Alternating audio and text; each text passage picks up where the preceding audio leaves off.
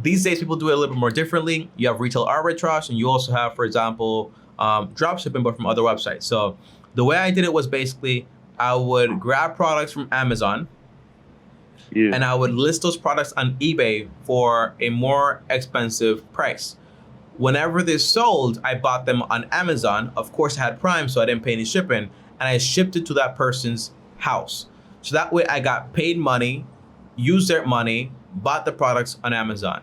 Now, to do this correctly, you need a software. It's called, I think, I forgot what the software name is, but that's why I recommend you to this guy, because the softwares are constantly changing, everything's changing. But you're going to need a software to help you bulk list products on eBay over and over and over again.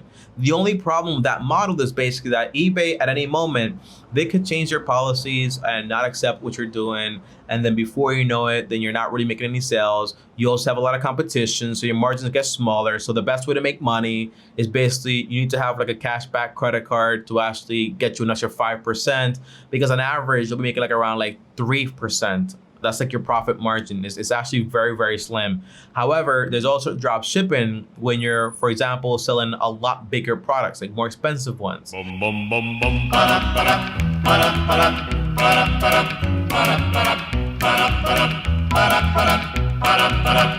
got to stop.